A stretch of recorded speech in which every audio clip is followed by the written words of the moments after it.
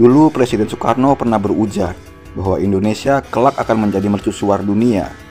Itu artinya tingkat peradaban ekonomi, budaya, teknologi, sosial, dan politik seluruh dunia akan berpindah dari dominasi dunia barat yang selama ini justru diagung-agungkan dan ditiru oleh bangsa kita.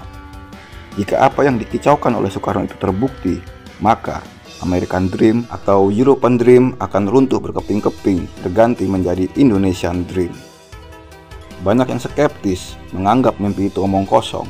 Tak salah juga, karena sekian ratus tahun negeri ini dalam cengkraman penjajah asing telah membuat mental sebagian besar rakyat kita menjadi rendah diri.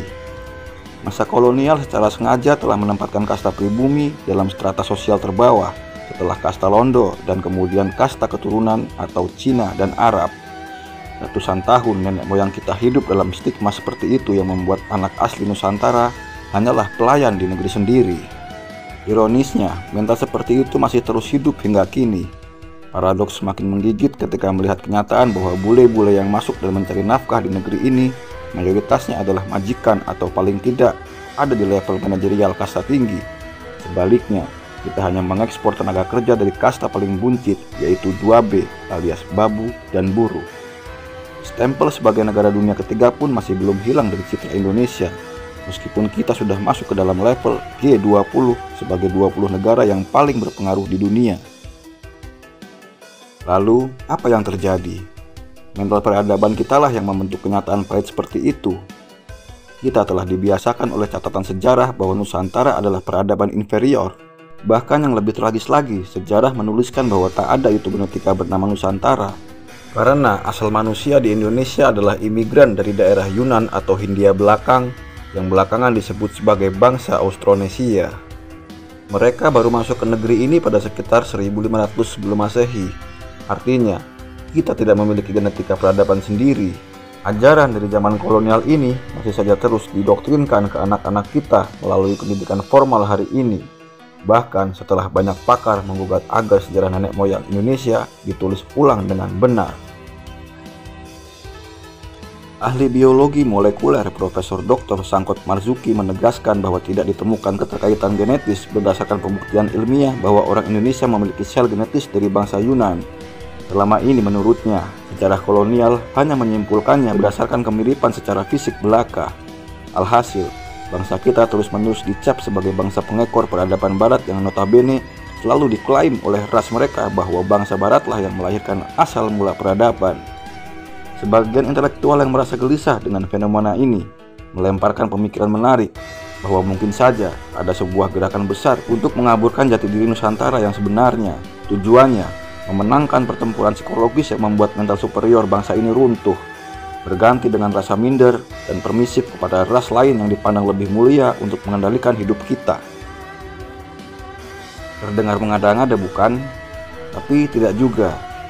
Jika kita mau merenungi apa yang ditulis oleh penulis dari Swedia, Juri Lina, pada tahun 2004 dalam buku kontroversialnya Architect of Deception and the Concealed History of Freemasonry, ia menuliskan bahwa ada 3 cara dahsyat untuk melemahkan dan menjajah sebuah negeri. Kaburkan sejarahnya, hancurkan bukti-bukti sejarahnya agar tak bisa dibuktikan kebenarannya, putuskan hubungan mereka dengan leluhurnya, katakanlah bahwa leluhurnya itu bodoh dan primitif. Sebelum kita melanjutkan, mari kita jauhkan dari paradigma rendah diri, karena sesungguhnya pikiran-pikiran seperti itulah yang sudah ditanamkan para penjajah kepada diri kita, agar kita tak bisa menggali lebih dalam siapa kita sesungguhnya. Jika sudah, mari kita masuk ke penemuan pertama.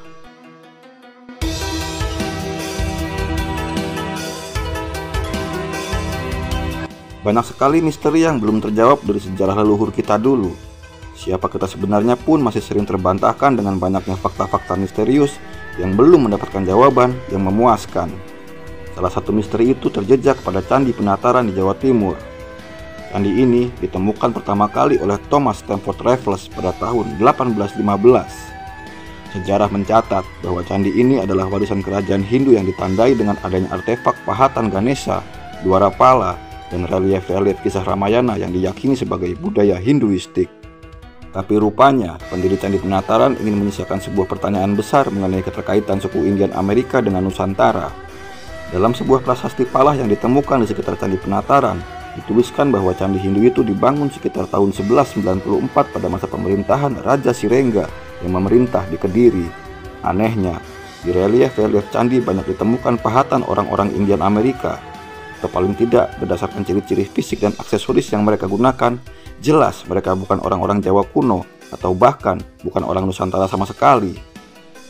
Jika pahatan pada relief di Candi Penataran benar adalah orang-orang Aztec atau Maya Amerika, maka ini lebih misterius lagi, karena suku-suku itu hidup 6.500 tahun yang lalu. Salah satu contohnya adalah patung Dua Rapala di Candi Penataran. Ternyata kompleks peninggalan suku Maya kuil Chichen Itza di Meksiko juga ditemukan patung yang sangat mirip. Dan pertanyaannya, apakah nenek moyang kita orang-orang Indian Amerika? Bisa jadi, meskipun di sejarah tercatat bahwa kita adalah keturunan Mongoloid dari daratan Yunan, China. Atau mungkin saja ribuan tahun yang lalu, nenek moyang kita pernah berinteraksi, lebih tepatnya berperang dengan orang-orang Indian Amerika. Mengingat pahatan pada relief di candi menggambarkan pria-pria Indian berpakaian perang lengkap dengan senjatanya. Orang Indian Amerika yang menyerbu Nusantara atau raja-raja kuno kita dulu yang berlayar dan menghantam mereka. Jika menilik sejarah di mana orang-orang Indian Amerika tidak memiliki tradisi pelaut, dan sedangkan nenek moyang kita sangat dikenal sebagai bangsa maritim yang sangat disegani pada masa lalu, maka teori perang yang kita gunakan besar kemungkinan nenek moyang kita lah yang mengagresi tanah Indian di Amerika.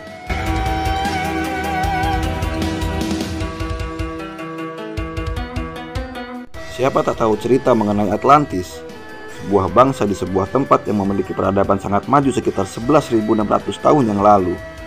Negeri ini bermandikan cahaya matahari sepanjang tahun, bahkan ketika masa itu dikenal sebagai zaman es di hampir seluruh permukaan bumi. Cerita ini bisa dibaca dalam manuskrip kuno peninggalan Plato dalam naskah Timaeus dan Kristias yang melegenda pada 2.500 tahun yang lalu. Negeri ini dipenuhi kekayaan flora dan fauna, tambang emas dan tembaga, gajah, lumba-lumba, sistem irigasi dan pertanian yang modern, alam yang indah dan sangat subur, dan kaya akan air sungai dan danau.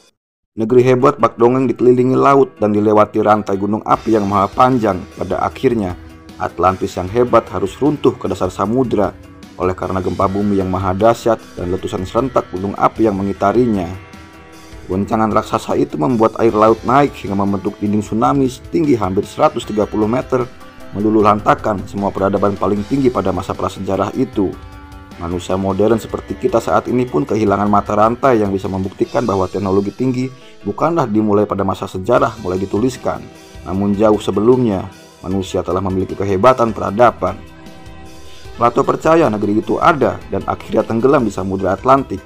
Meskipun sebagian orang menganggap Atlantis hanyalah rekaan imajinasi Plato, namun tak urung sejumlah penelitian berbiaya besar dilakukan bergantian oleh para ahli dari sejumlah negara. Salah satunya adalah penelitian yang dilakukan militer Amerika Serikat di kawasan Atlantik untuk mencari sisa-sisa reruntuhan Atlantis. Riset bertahun-tahun yang memakan biaya miliaran dolar hanya berujung gigit jari karena tak ditemukan bukti-bukti bahwa Atlantis ada di kawasan Atlantik. Sekian ahli-ahli paling hebat di muka bumi tak bisa menjelaskan di mana sebenarnya peradaban tertinggi itu tenggelam. Sampai akhirnya muncul sebuah teori baru yang sangat menggemparkan dunia internasional. Atlantis itu ada di Indonesia. Benar saja, hampir semua orang menertawakan dan tak percaya. Bagaimana mungkin bangsa yang dicap inferior, bodoh, terjajah, dan pengekor peradaban adalah pusat peradaban tertinggi di dunia? Tak hanya bangsa barat yang geli mendengarnya, karena banyak dari mereka tetap berkeyakinan bahwa dari merekalah peradaban tertinggi berasal. Namun cibiran juga muncul dari anak bangsa sendiri yang besar kemungkinan sudah merasa skeptis dengan negerinya sendiri yang korup, beringas, dan pemalas. Kontroversi itu dicetuskan oleh seorang pakar geologi dari Brasil, yakni Profesor Aricio Santos. Hasil penelitiannya selama 30 tahun mencari Atlantis dituangkan secara rinci dalam bukunya Atlantis the Lost Continent Finally Found, The Definitive Localization of Plato's Lost Civilization tahun 2005.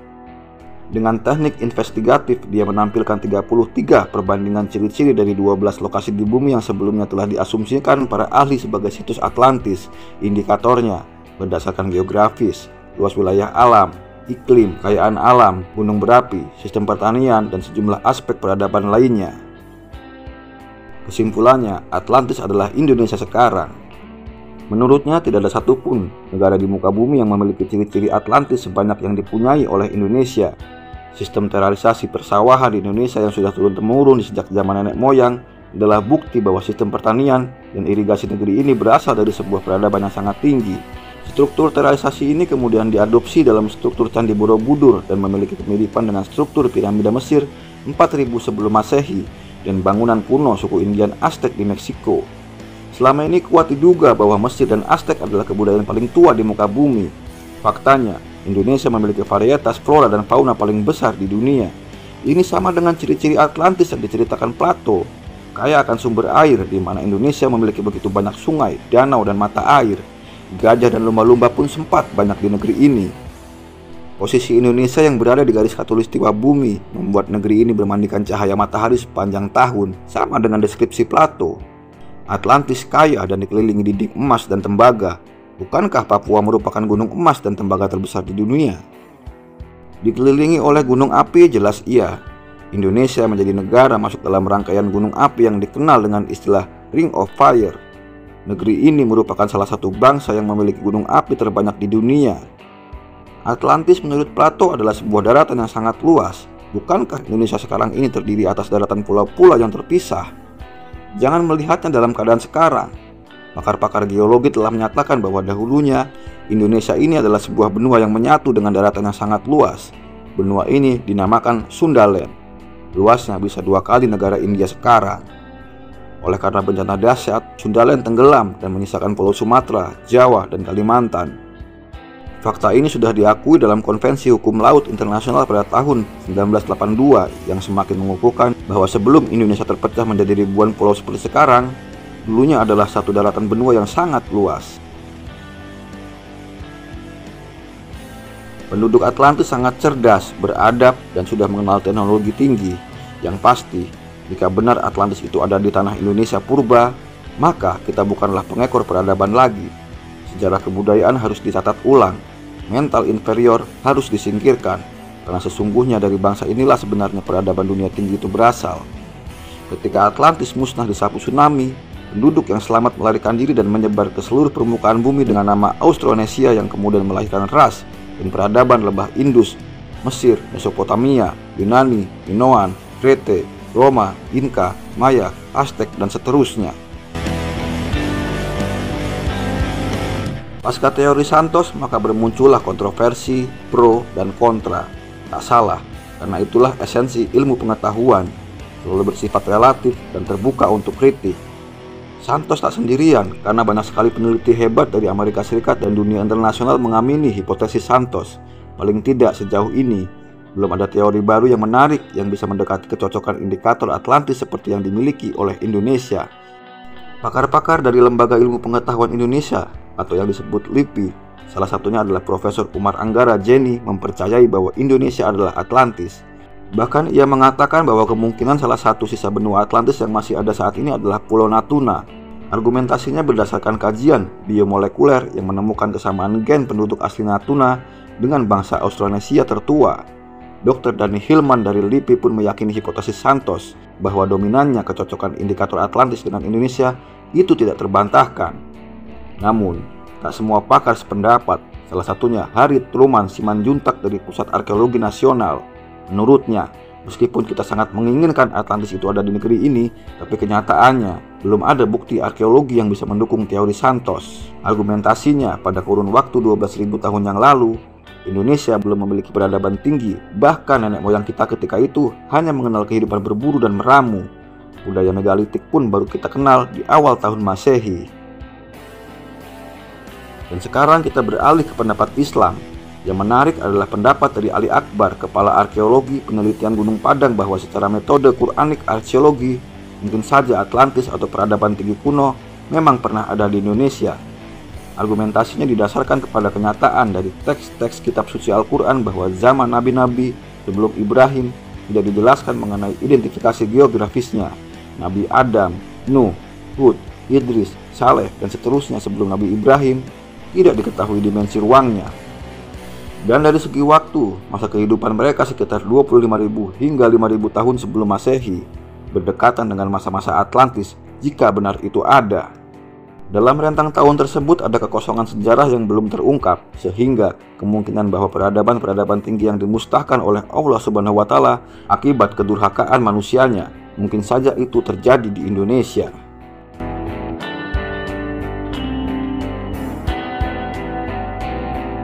Surat tersebut paling tidak menggambarkan bahwa sebelum peradaban yang kita kenal sekarang, kitab suci sudah menginformasikan kepada manusia bahwa ada generasi manusia sebelumnya yang sudah sangat maju peradaban dan teknologinya, yang diperumpamakan memiliki peralatan rumah tangga yang lebih bagus. Hanya saja, karena manusia cenderung bersikap angkuh dengan pengetahuan dan peradabannya, maka Tuhan mengazab dengan memusnahkan seluruh peradaban mereka yang nyaris tak tersisa. Sekali lagi, di mana dimensi ruang ketika azab pemusnahan peradaban itu diturunkan oleh Allah Subhanahu wa Ta'ala, sulit untuk memastikannya karena kitab suci sendiri masih menyisakan misteri yang menantang para sarjana untuk mengungkapnya.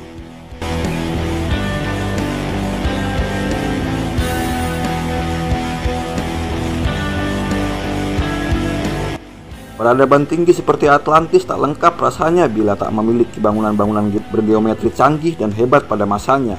Mesir disebut-sebut sebagai pewaris generasi peradaban tinggi awal karena kehebatan piramidanya yang misterius. Tak ada yang bisa memastikan bagaimana bangunan itu dibuat. Tentu dengan logika kita saat ini bahwa jejak Atlantis di Indonesia pun semakin dikuatkan dengan ditemukannya situs Gunung Padang. Lokasinya di Desa Karya Mukti, Kecamatan Cempaka, Kabupaten Cianjur, Jawa Barat. Lokasi ini sebenarnya sudah diketahui sejak zaman penjajahan ratusan tahun yang lalu, namun belum disadari karena keterbatasan teknologi riset ketika itu. Dan situs Gunung Padang bisa mengubah peta peradaban dunia secara signifikan, bahwa bangsa Indonesia bukan bangsa inferior. Awalnya kegiatan riset tak bermaksud untuk meneliti sejarah Gunung Padang, namun tim yang dikepalai oleh Andi Arief, staf khusus Presiden SBY bidang bantuan sosial dan bencana alam, ditugaskan untuk meneliti daerah-daerah rawan bencana alam. Kegiatan dimulai sejak tahun 2011. Tujuan riset bernama Tim Terpadu Riset Mandiri adalah melihat perkembangan daerah-daerah yang pernah terkena bencana seperti gempa bumi, tsunami, dan gunung meletus. Setelah menyusuri Aceh, Poso, dan tempat lainnya, sampailah langkah tim TTRM ke daerah situs Gunung Padang. Lokasi ini menjadi titik pemantauan dikarenakan adanya sesar atau pergerakan aktif Cimandiri yang sering menimbulkan gempa. Tak disangka, justru mereka dipertemukan dengan kenyataan arkeologi yang mengagumkan, karena situs Gunung Padang yang selama ini dihipotesiskan terbentuk karena faktor alam selama ribuan tahun, ternyata dari hasil uji laboratorium dan kajian ilmiah adalah buatan manusia. Mulai dari permukaan hingga ke dalam situs Gunung Padang ditemukan tanda-tanda teknologi manusia. Di permukaan, secara kasat mata terhampar bebatuan yang semula dianggap bekas bencana alam yang terserap begitu saja di permukaan tanah. Profesor Mundarjito dari Pusat Arkeologi Nasional justru berkeyakinan bahwa batu-batu itu adalah proses alami akibat peristiwa alam atau mungkin juga bencana alam. Batu-batu itu jatuh dari puncak dan berserakan, apalagi struktur Gunung Padang berbentuk lereng sehingga benda-benda dari atas bisa dengan mudah meluntur turun ke bawah. Namun, pakar dari TTRM membantahnya. Sisa-sisa bencana alam memang tampak dari posisi bebatuan yang terseret di mana-mana, namun jika diperhatikan, masih terlihat struktur, pola, dan konstruksinya yang menandakan bahwa bebatuan itu adalah sisa bangunan megalitikum megah. Batu-batu itu sebagiannya tampak terbentuk akibat campur tangan teknologi manusia. Mana terdapat batu kolumnar join atau tiang kolom yang ketika disusun ada yang berbentuk menyerupai pintu gerbang dan lantai batu. Kesimpulan ini dikuatkan dengan keterangan dari juru pemelihara situs Gunung Padang, yaitu Nanang, bahwa mayoritas batu-batu di sana bersudut 5 atau pentagonal. Nanang pun menyampaikan fenomena angka 5 di sekitar situs. Dari struktur bangunan situs terdiri ada 5 undakan atau tingkat atau teras dikelilingi 5 gunung, Karuhun, Empet, Melati, Pasir Malang, dan Batu. Lebih jauh ke arah laut terlihat lagi 5 rangkaian gunung, Batu, Pasir Pogor, Kancana, Gede, dan Pangrango. Batu-batu itu berbobot mencapai ratusan kilogram, berdiameter puluhan sentimeter, dan panjang lebih dari 1 meter. Logika awam kita tentu tak membayangkan bagaimana pada zaman yang kita pikir belum ada memiliki peralatan kren, forklift, truk, dan bulldozer, tapi bisa memobilisasi ribuan keping batu itu ke lokasi berlereng curam seperti itu. Belum lagi teknologi semen yang menurut tim TTRM telah dipergunakan sebagai bahan perekat batu-batu tersebut. Keheranan tak terhenti di permukaan, karena lebih ke dalam lagi juga ditemukan bukti-bukti bahwa ada struktur bangunan buatan di kedalaman perut gunung hingga 2-4 meter. Bahkan dengan metode geolistrik, georadar, dan geomagnet plus metode coring atau pengeboran, tim melihat adanya sumber batu di kedalaman hingga 20 meter. Teknologi geometri dinding di bagian dalam dan ruang-ruang besar di sana diperkirakan lebih canggih dari yang lapisan atas, lebih rapi, dan menggunakan perekat semacam semen. Jika saja temuan itu hanya berupa struktur bangunan dan kehebatan-kehebatan struktur geometri belaka, tentunya tidak ada yang begitu menarik. Karena geometri kuno bisa ditemukan di banyak tempat di seluruh dunia. Yang paling membuat dunia terhenyak adalah kenyataan bahwa usia bebatuan bangunan yang diduga sisa reruntuhan bangunan itu adalah 11.000 tahun. Itu artinya situs Gunung Padang 7.000 tahun lebih tua dari piramida Mesir, ribuan tahun lebih awal dari peradaban Mesopotamia, dan bangsa Arya yang selama ini diklaim oleh ahli-ahli barat sebagai sumber pertama peradaban dunia. Tak heran jika Presiden SBY dalam kunjungannya ke sana berani menyatakan bahwa situs Gunung Padang adalah bangunan prasejarah terbesar di dunia. Bagaimana tidak jika besarnya 9 kali Candi Borobudur dan lebih uzur ketimbang piramida Mesir.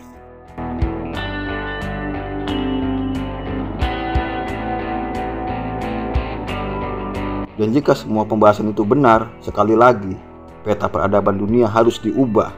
Indonesia lah yang sebenarnya menjadi ibu yang melahirkan peradaban Austronesia dan peradaban-peradaban lain di muka bumi.